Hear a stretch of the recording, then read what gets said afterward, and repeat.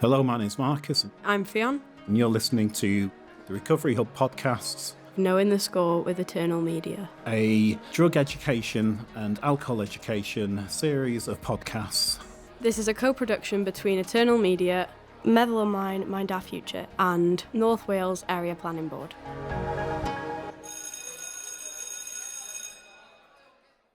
Today, me and Macy will be interviewing Lowri, who has kindly agreed to share her experience. Okay, so let's start from the beginning. What was school life like for you? School was hard for me. I didn't really fit in very well, or I did fit in everywhere, but I never felt me in school, you know. I was very shy and very quiet, and I never wanted to be there at all. I hated it. Do you feel like that had an effect on kind of where you ended up? Yeah, totally. I think always trying to fit in and finding my place and who I belonged with. Naturally, when drugs came on the scene, that made me feel like I fitted in everywhere. So I do think that my school life had an effect on that. So kind of in the same direction as that, what kind of home life did you have? What was home life like for you? I had a typical perfect lifestyle. My home was beautiful. I was provided with everything you could ever need and couldn't want for anything, you know. And I was supported every day in everything I ever did, and I was given so many opportunities in sport and life. You know, my home life is really solid. So kind of with that in mind, did you ever think that addiction would happen to you? Never. I never thought it would be me. Was addiction something that ran in your family? Does it run in your family? No, it doesn't run in my family. There is one person in my family with addiction, and I am not biologically related to them. So no, I just happened to be that one-off. Did you ever feel isolated or separated from your peers? Yeah, all the time. In every setting, I was isolated, even in, a crowded room. Every lesson, every school was, I think because I was never me either, I was always alone. I was always in my head, who am I today? What's going on? I didn't really have any so-called friends, they were just sort of acquaintances. So in terms of your school life, a question from Macy, do you think that it had an impact on your decisions?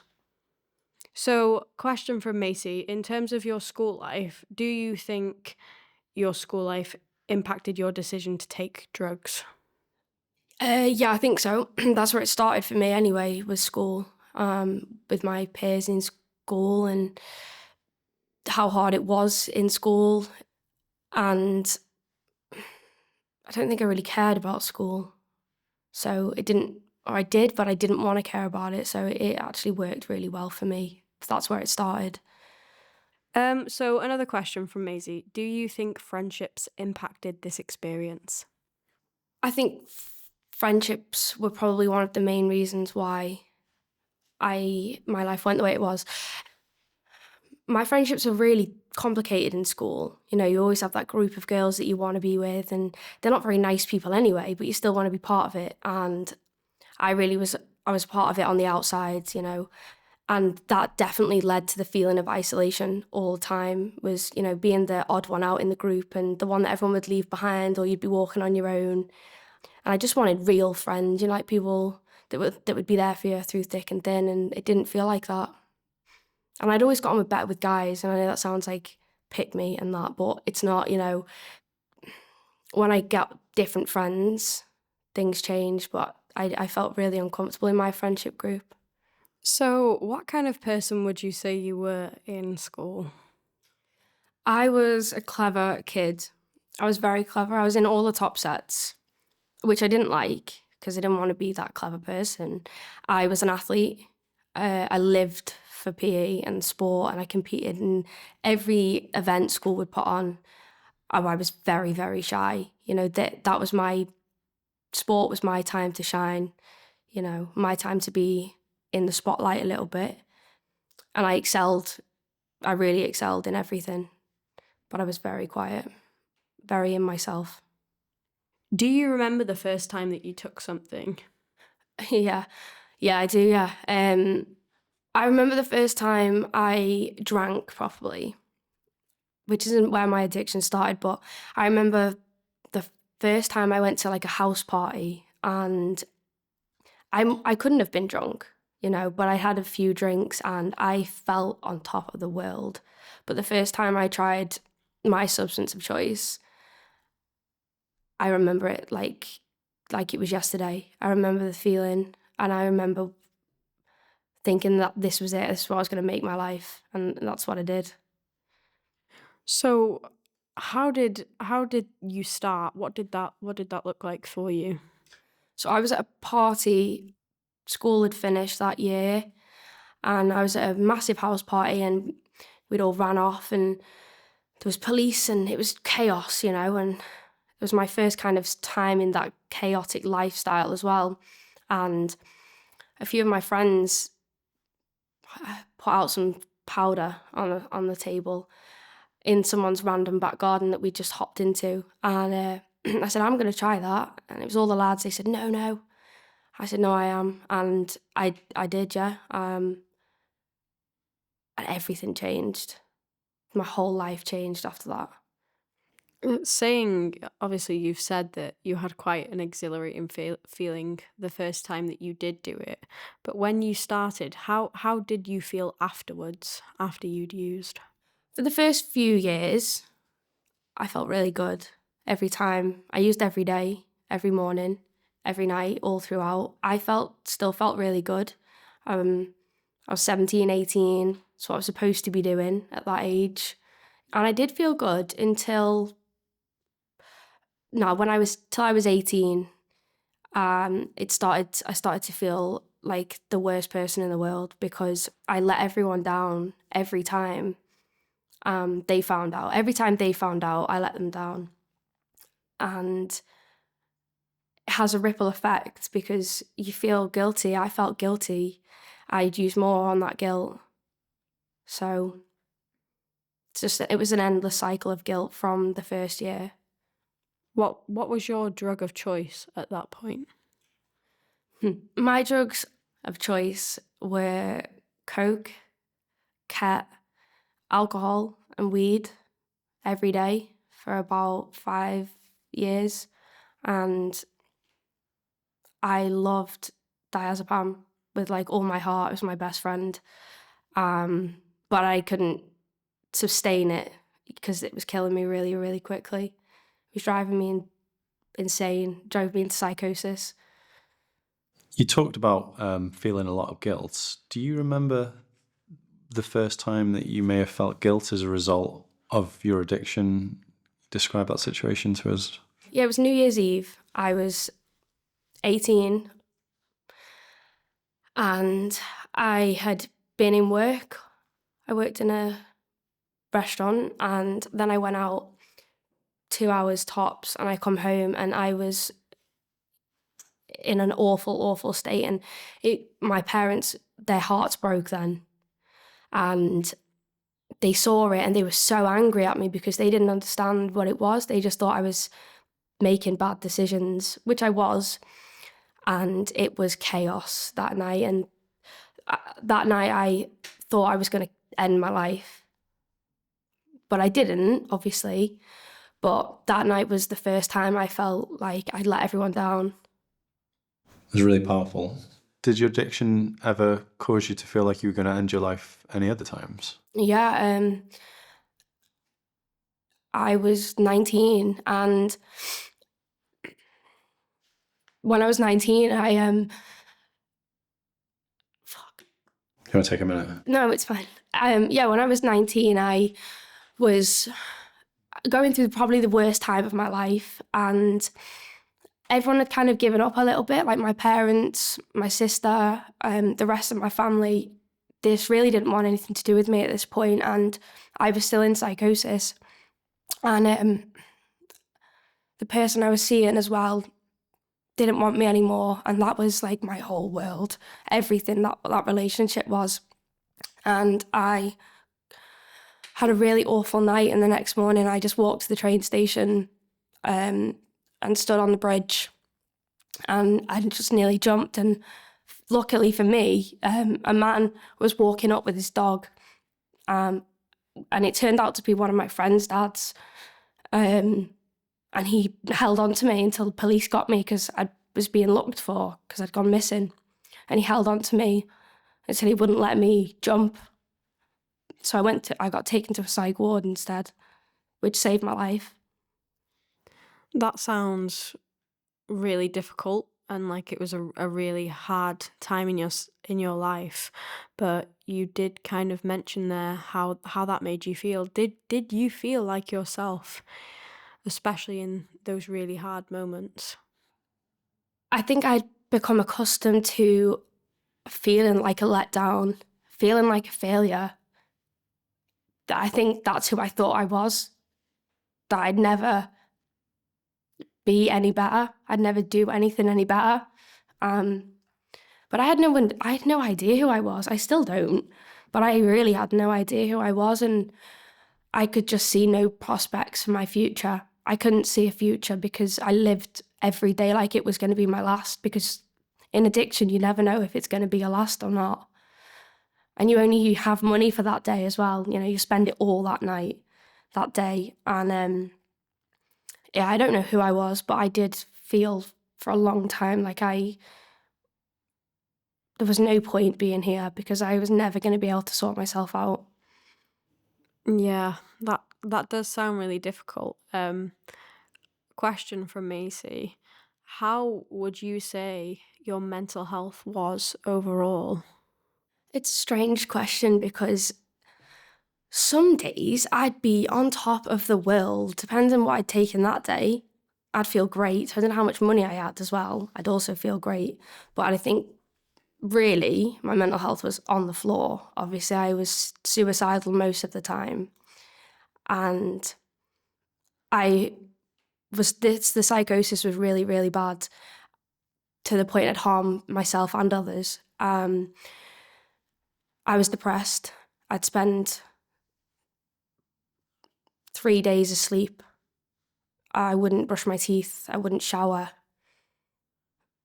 And then I'd have like a week where I'd stay awake for the whole time. And the first 4 days were great and I'd feel really amazing. Like the drugs were the best thing. And then the next 3 days were about coping with the first 4 days. And then I'd go back to bed for 3 more days. And I would just sleep for those 3 days because my body would be shut down. This sounds like it had a major impact on your life generally. So what made you carry on using with all these things having an effect on you? It's what you live for. It's what you die for. It's the only thing that kept me going. Because when I wanted to die, I knew there was more drugs the next day. I knew there'd be more drugs to take. And I think ultimately I was a coward that I couldn't end my life. I didn't really want to. I just didn't know how else to live. And part of my brain loves drugs. It still does. Even now, knowing what it's like, I still love it. I'd still go back, but I can't, and it's not the life I want for myself. But every day I just woke up, thought, I'll get through another day and I can use more drugs. And I think that is how I got through.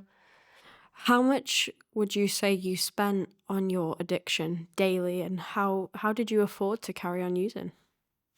I probably spent £300 a day on a quiet day, I would say. The weekends were different. And we're tactful addicts. You know, I'll find it anywhere I need to find it. I'll borrow, steal. You know, I created a whole life for myself where I had a job which paid me, not much, but I'd also have other bits on the side where I'd make more money and get what I need to. And I'd also have to do things I didn't really want to do for money and for drugs because I couldn't go without it. So you find the way any day, you'll find a way to do it. You did just touch on it there. Obviously, it really changed the way you thought and you got into a kind of routine. But what kind of person did you become while you were addicted? I was cold and I was a really callous person. And I think empty is the word to describe it. I didn't care for my family, and if anyone knows me, my family are my world, you know? And I was really cold and manipulative and not the person I really am, that I know now that I am, but ruthless too. I did what I needed to do at any cost, whenever I needed to, and it's the complete opposite of who I really am. Would you say that drugs changed you? And if so, how? Drugs definitely changed me. Drugs made me do things I'd never thought I'd do, and took away every opportunity I had. It made me not care for anybody. I didn't even care for myself, so I had no room to care for anybody else. But I've got a big heart, you know, and I love so many people and I care for everyone, and I did not. I know now that I've got so many hopes for the future and dreams, and like I want to do really well. I did not care before. I didn't care what I did. Nothing mattered to me other than getting drugs, fitting in, and having that life. Like it's the complete opposite person. Obviously, that was a really different time in your life to what you were obviously used to in your childhood, and from what I see now. How long were you addicted for? How long did your addiction last? I'd say my addiction was about 6 years in total, which isn't a long time, really. But it is a hell of a long time because every day is like a year. It doesn't end. It just goes on and on and on. And I think I was quite lucky because I didn't think I was addicted. I just thought I loved drugs and I loved being like out of it. So the last 2-3 years really felt like addiction. The first 3 felt like fun. But yeah, it wasn't a long time when I hear other stories, but that was a really long time in my life. I'd like to talk about acceptance a bit because you've talked a few times about fitting in. And I guess the word associated that was how important was acceptance for you, and how did that play a role in you trying a drug for the first time? I think that had I not been so shy, so quiet, and so feeling left out and lost, I may not have picked up that first drug. And I felt so incredibly cool because I was the only girl there. I thought, yeah, I think my ego must have got the better of me. And I went, yeah, I'm going to do it. And then I just became like the cool person. Like, yeah, you've done drugs. Like, you're the first person to do it. And I was the first, then getting all the other girls to like onto drugs. Not onto drugs as such, but to try them. And I fitted in with all the guys and I felt amazing. Did peer pressure come into it at all? No, it was definitely my decision. There was no pressure. So you're actively seeking it, kind of, or did it present itself and you did it? I don't know. I wouldn't say I was actively seeking it. It presented a perfect opportunity for me where I was in my life at that time. It wasn't even that I was like looking for something to fix me. I just thought it was cool. Like I just wanted to fit in. And that's what it did. I fitted in. I think it really stood out to me when you said the first time that you did take drugs, everybody around you was trying to steer you from that, and it was still a decision that you made. Yeah, my best friend, and he is my best friend, you know, I've grown up with him since the day I was born. And he was there and he said, no, you're not doing it. I said, I am. Get out of my way. I am. And all the other guys there were like, no, don't do it. And I said, no, I am, you know. And he couldn't deter me, and that was before I'd put the drug in. What was it? Cat. Yeah, cat. What was your most prized memory from using? Is there anything that stands out as in gone, gosh, that was a great time? I think I had quite a lot of good times. Shit, that's a good question. See, I never think of it like that. I do. I had good times. Go on, take a minute, think about it. Yeah. One of my best times using, which is so random because these people weren't even really like my good friends or anything. I think I was just on a high. I'd gone to Chester. First time I'd been to Revolution. I think it was like 12 in the afternoon. I was like, whoa, let's go. I was so ready for this day and got in like 2 trays of shots, got an ounce of Coke, was so excited, absolutely nailed through it, got through the shots, and that's it. The whole day was just amazing. Like, I don't even know why. It was just, I was in such a good mood. Everything, the sun was out, I felt brilliant. I looked like death, but I honestly felt like a supermodel that day. I had a brilliant time, and that just stands out to me. It's not even one of my best, I did have a lot of good times. And I met a lot of great people. They just weren't great for me, Speaking about amounts, do you ever feel like you kind of gained a tolerance to certain amounts of certain drugs? Totally, 100%. I've got friends that would do they'd get like a 0.4, like at the smallest bag amount you can get, and that would last them, and they'd still have some left over for the next day. I'm thinking, what is wrong? Like, I need an 1/8 at least. Like, I need 3.5 grams at least whilst I'm just going through my day just to function. And that's only of one substance. I would have 2 on the go always. So a normal person would probably be dead. They'd be dying from that. And the way I used to drink as well, like, it wasn't normal. Like, I'd have to wake up and use straight away. I'd leave stuff racked for when I woke up in the morning. I'd have, you have rituals. I had rituals of what I would use and when I would use, and no non-addict could do that. So, a question from Macy. Did anyone notice the change in your behaviour from your usual self? Not to me, they didn't. I thought I was so sneaky. I thought no one knew. Turns out everyone knew. I was crazy. Like, I was out of this world crazy. Everyone knew, but I don't think people thought it was as bad as it was. But my family noticed, then my teachers noticed, and then the people I worked for noticed. But it didn't really matter. Another question from Macy. Did you feel like using was your only option to feel seen and heard by other people? Wow, yeah. Yeah, that's a mad question. Yeah, I think so, because I don't think I felt like I'm worth anything until I had something that people wanted. Because then I had money and drugs and a bit of a status. I wouldn't say status, but I was known for it.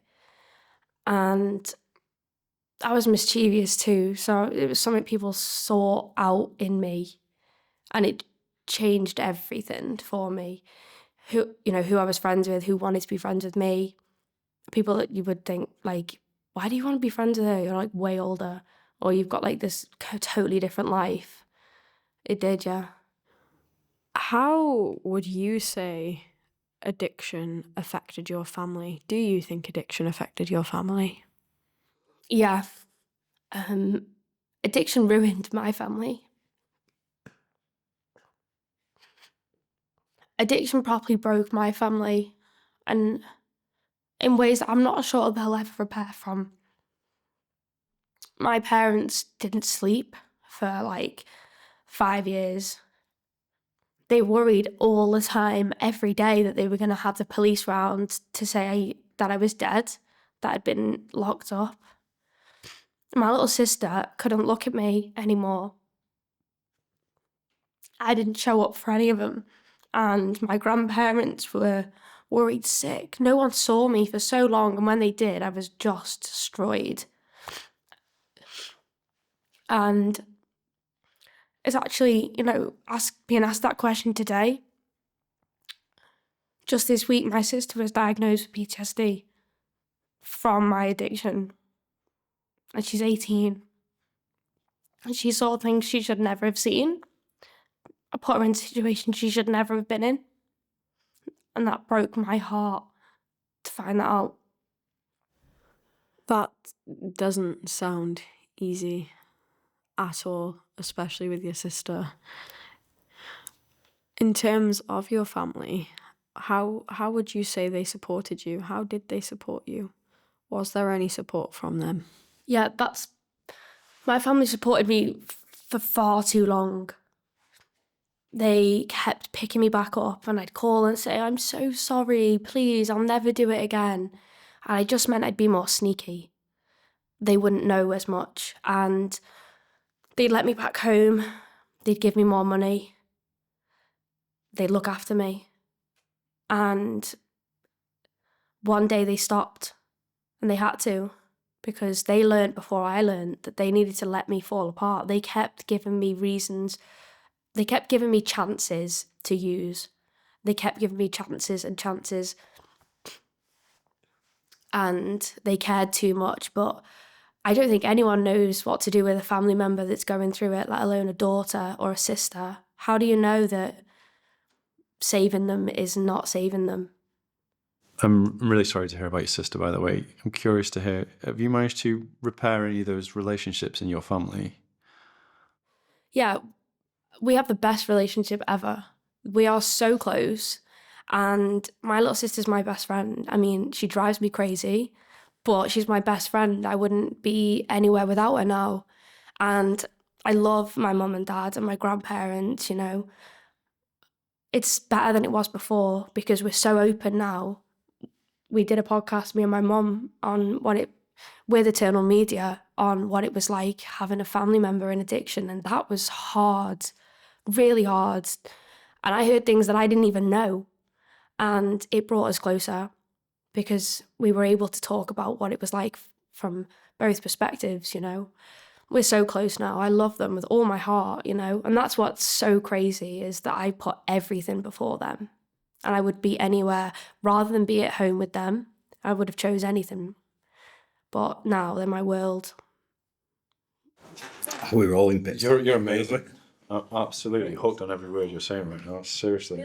So if you had the opportunity to kind of go back in time and start afresh, do you think you'd still make that decision to use for the first time with the knowledge that you have now? I think the answer I should give is no. I think the honest answer would be absolutely, yeah, because as much as it sounds like it was all hell, it really wasn't. I had a great time and I loved it. I loved so much of it. It was so much fun. And it's made me who I am today. Like, I wouldn't be where I am in life if I hadn't gone through what I went through. So yeah, I'd do it again. Is there a point, if you could go back in time, where you'd take it to and not beyond?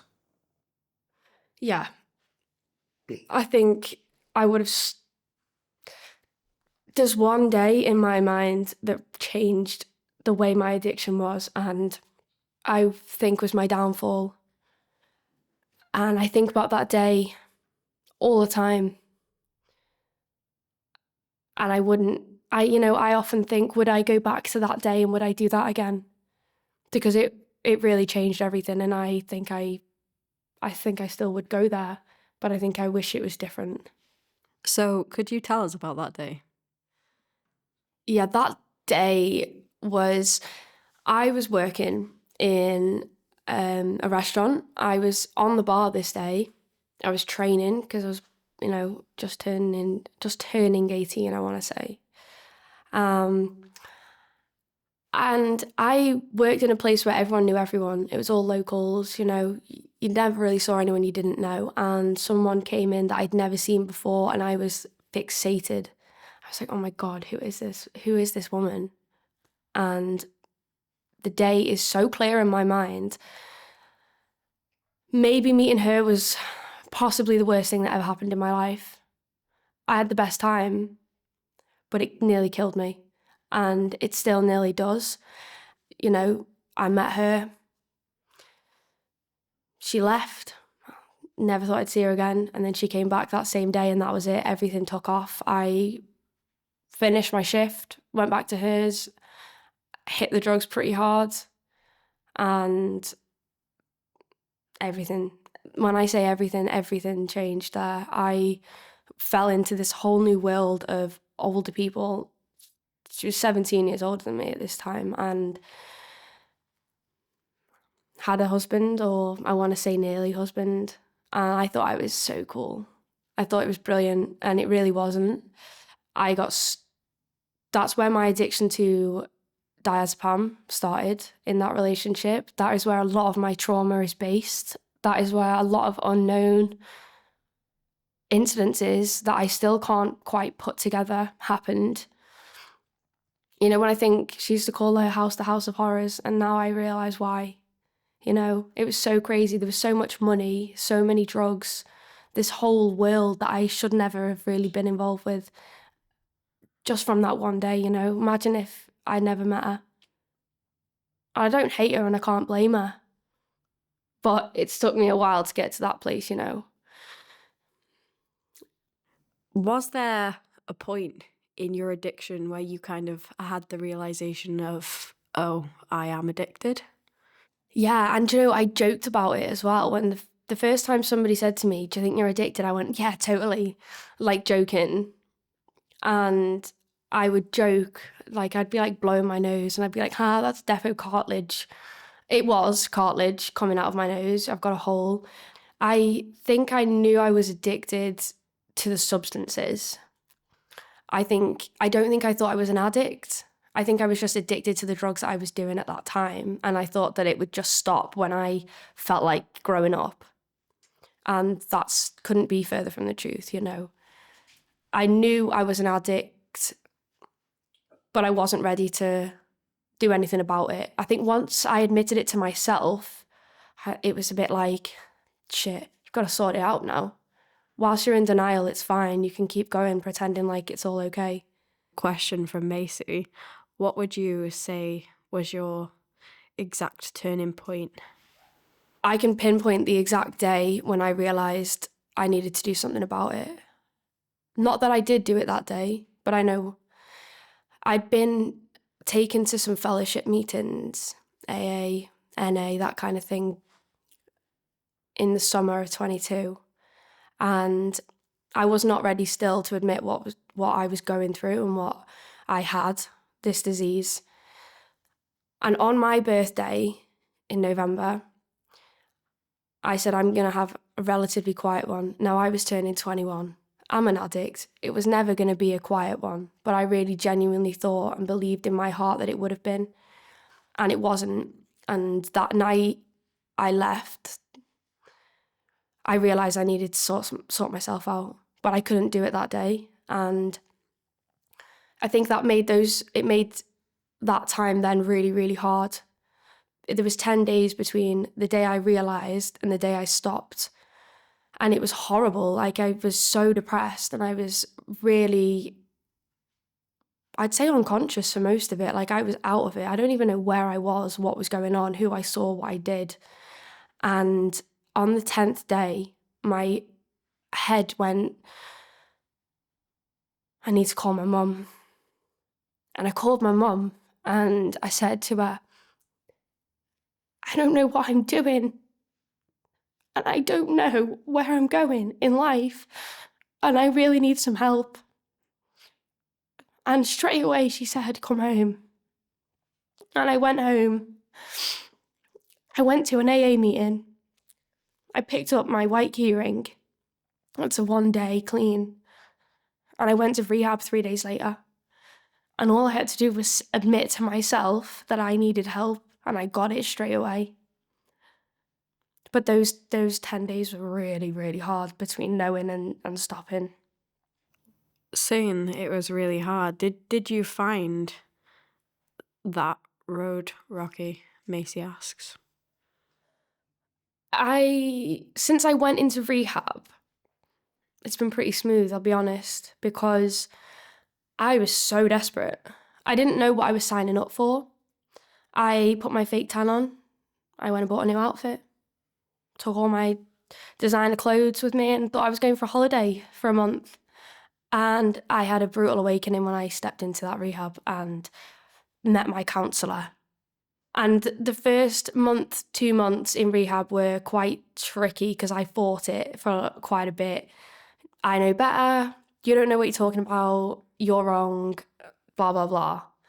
And I nearly walked out a few times, but it wasn't hard. All I had to do was what I was being told to do and just be honest. And that, I went to court whilst I was in rehab, came home, no I didn't, went back to rehab, had a tantrum, said I was leaving, and my counsellor said to me, well, leave then. And then I went, oh God, this is me, I've got to stick this out. Like, I realised this is up to me, this recovery is mine now to do or not do. No one's here to save you, you've got to do it. And I just stuck it out, and the rest has been pretty smooth. You've mentioned rehab and like what that looked like, especially in the starting parts of that. But what did your recovery journey look like? So my recovery journey started in Open Minds Rehab, where I started to go to NA and AA. I started learning about what my disease was. I met Marcus whilst I was in treatment and the whole of Eternal Media, which supported me when I got out of treatment, because I stayed in rehab for 3 months, which was hard because I saw my family once a week for 2 hours and I could speak to them for 10 minutes a day. But I was safe there. I left rehab like a lost puppy. I was so scared. I didn't know how to breathe. I didn't know how to exist in the world anymore. And luckily, the house manager said, you're going on this course, you go every week, and it's starting in 2 weeks. I went, no, I'm not doing it. He said, you don't even know what it is yet. So he said, you know, you're going to do this recovery and focus. Oh, it terrified me. It really, really terrified me. The first one, you know, I had my hood up, zipped all the way up. There was my eyes on show. And they said, we're going to go into town. And I just started crying. I thought, oh my God, I can't do this. And they were so supportive. I went into town, took some photos and lifted my head up for the first time in recovery outside of my house. And I saw the world again, you know. We started going out every week to different places and taking pictures and seeing things and just experiencing the world again with a group of people that understood what I was going through. And Marcus and Jill couldn't have been more supportive. It was truly something that changed. It really did change my life. It's what started me back. I'm going to choke. It's what brought me back to life. Because I thought I was going to just have to drink coffee and go on walks and be bored and like I was 90. And it's not, you know. I sat around for a while after, you know, kind of going to meetings and then I started uni. I looked for a job. I couldn't find a job. It was really quite hard to find a job at the time. I did my first year in uni. I'm now in my second first year. I've changed my degree and I've got an amazing job. And I've had some amazing opportunities in recovery that I would never have been given had I not met the people I met. Saying that, question from Macy, would you say there were certain people who helped you or guided you, or like any services that helped you on that journey? I mean, I couldn't not answer that question with saying what Marcus and Jill did for me. Doing recovery in focus, it was probably, bar my rehab, the saving grace in my life that I needed, because It gave my family a chance to recover. It gave them a chance to be proud of me. And I brought these photos home that I'd taken, and they were so proud. And they came to the sort of celebration that the Lowri did with us. I cried. And my nan came, and my nan was so proud how much support I'd been given.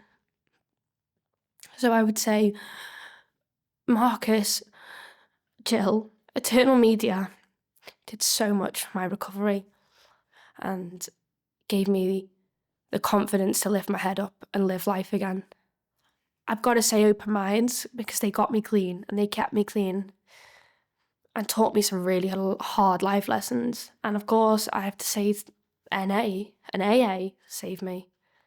How long have you been in recovery? 2 years and 2 months and 16 days, if you're going to be precise. I think that's a real achievement. Thank you. At £300 a day, what do you think that is? Not including weekends. I'm yet to see it. Yeah. How do you feel life could have been without addiction? I don't think I would have prospered as much as I am now. I think life could have been good, but I wouldn't have learned that I have the disease of addiction and all of the traits that come with that. And it's given me more confidence and more passion and more drive for life, because I know how precious it is. So it could have been good, but we'll never know. It's one of those, if only, but... Saying that, what is life like for you today? Question from Macy. Do you feel life is much better? I absolutely love my life. I could not love my life more if I tried. It's so normal. It's unreal. I go to work. I'm in uni. I come home and I have me spag bol that my mum's cooked. I do my washing. I brush my teeth. I have a shower. And I love it. I just think it's so calm and peaceful. It's something I never had before. You said that you work. What work is that? I am a trainee counsellor. I work for an organisation in Liverpool, and I'm working in a treatment centre there. And it is so rewarding.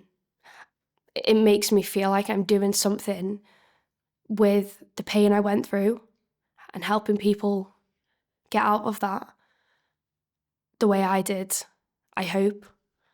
It's making the most of the pain and doing something productive with it. Obviously, it's really nice to hear that you feel life is going much better and you have all these things going on for you. Macy just wondered, what support do you get to not go back down that route, say like after a difficult day? Yeah, I go to AA, Alcoholics Anonymous, and I also go to NA, which is Narcotics Anonymous. And I've built a support network around me of good people who are also in recovery, who I can talk to when I need to. I've got a sponsor. My family play a big part in my recovery now. You know, they understand me. But AA and NA are where I go to stay well, where I go to take my medicine as per say, you know, that's where I stay well there. Is there kind of anything you tell yourself if you have had a difficult day and if it crosses your mind at all? Like, to be honest, I'm quite lucky. It doesn't really cross my mind. I still get angry. I still get annoyed. I still want to lash out. I don't get to do that anymore because it's dangerous for me. So it's not that I think about using drugs anymore. I have to think about my behaviours.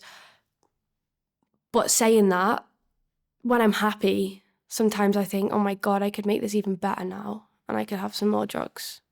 But I don't act on it, obviously. what would you kind of say to anybody thinking about taking? People are going to use substances. It's inevitable that's going to happen. And we still don't know how addiction starts, where it comes from, if you can stop it.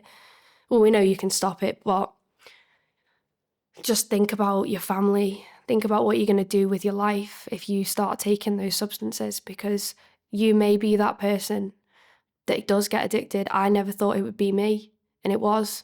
I just thought I was trying drugs, and that was it. So think about the people around you and look at what happens to people who do it and didn't think it would be them. In that same kind of direction, question from Macy, what advice would you give to someone who's just starting their journey of recovery? Get in the middle of the boat is the saying. Get to meetings. There's help out there. Go to Narcotics Anonymous, go to Alcoholics Anonymous. There's many anonymous fellowships. Go to those, reach out. There's support out there, and you don't have to do it alone. And you also can't do it on your own. You don't need to be alone anymore. Just be honest and just give it a go, because there's nothing as scary as a day in life in addiction. Is there anything else you'd like to say or anything you'd like to ask? I'd just like to say thank you, because I think this will be something that could potentially save somebody else's life and could save somebody else's family. And I have to say thank you to Marcus for giving me as much strength as he has given me throughout my whole recovery, and the support and friendship. And thank you both for being here, all three of you for being here and asking me these questions. I think from both me and Macy, we're grateful to be here, and we're grateful that you're so open to talk about these things. Obviously, for me personally, it's hard to relate specifically, but I can relate to you on some degree. And yeah, thank you to Marcus, because me and Macy wouldn't be sat here speaking to you right now. And for me, I think it is quite an eye-opening conversation, because I don't think this is a conversation I'd have maybe out in the open. So it's been a really safe space to be able to kind of have that conversation with you. I think it's nice that there's other young people interested in knowing both sides of the story. You don't get it very often. People just go, it's so cool to use drugs. You know, I think it's nice that you can sort of hear the dangers and the enjoyment from it. But I think it's really great to be able to, for you to be able to pass that on. I think especially at the moment, we kind of might look down on people who are going through addiction instead of taking the time to understand them and have these kind of conversations. So I think we're both really glad to be here. Yeah, I think it's true, because I did myself judge, the homeless person on the street and think, oh my gosh, you're an addict, definitely. Whilst I was dying inside and killing everyone around me, this preconceived idea of who an addict is or what an addict may look like couldn't be further from the truth. Well, thank you. It's been really nice to get to know you. Thank you both. I would just also like to say thank you very much from my perspective. I found your story today incredibly moving. A story that's going to stick with me for a long time to come, genuinely. As somebody who's grown up with addiction throughout my family, a big concern of mine is, my niece and nephew who are very young at the moment, what support are they going to have around them as they grow up? And I feel like some of the things that I've listened to and learned over the last couple of days, and perhaps even tomorrow, it's going to equip me with the tools I need to actually have some of those really difficult conversations with my niece and nephew as they grow older and as they want to explore those things naturally. And so I just want to say, from my perspective, your story has really meant a lot, and it really will help me. Thank you. Thank you. I appreciate that. And I hope they're okay. I hope they don't get this disease. But it's nice that you can see it from a perspective of an addict, what they can do. It is really interesting sitting here, because I can't say that I've had kind of experience from someone who's addicted from my own knowledge, because obviously, as you've said, you were quite sneaky. Yeah. But my sister has obviously used drugs, and for a while she couldn't not use them. So I don't know, because obviously I've not heard from her. I don't know if she would call that addiction or whatever, but I think it's going to make it, if she is addicted, and even for, to me, smaller stuff like smoking just generally and things like that, it's definitely going to enable me to be a bit more empathetic and kind of understand that it might actually be quite hard for her, and I might not always look to see it from her perspective. No one chooses addiction. And I saw something the other day and it said, put your phone somewhere for 24 hours. And every time you think about it, that's what it's like for an addict. And then you're supposed to be strong enough to never touch it again. And I think that really puts into perspective the life and the way your mind of an addict works. I was talking about yesterday that even when I was taking my drug, I couldn't enjoy it because I was thinking about the next one. And that's really stereotypical kind of addict behaviour. You can't even enjoy what you've got in front of you because you're always worrying where the next one's coming from, that hamster wheel always going on. Thank you so much, everyone, for being involved this evening. So we've had 2 groups running tonight. I've just been absolutely blown away. It's incredibly emotional. I think most of them have been sat here this evening trying not to crumble and just mopping tears away off mic. So thank you very much, Lowri and Ffion. I can't actually talk about Lowri's addiction to anybody without getting really emotional about it. I just don't know what it is. It's just so powerful. Next time, we're going to have Alex. Alex is fascinating. She's a real ambassador for recovery, and she really challenges the stereotypes around what an addict is. Hope you'll join us there.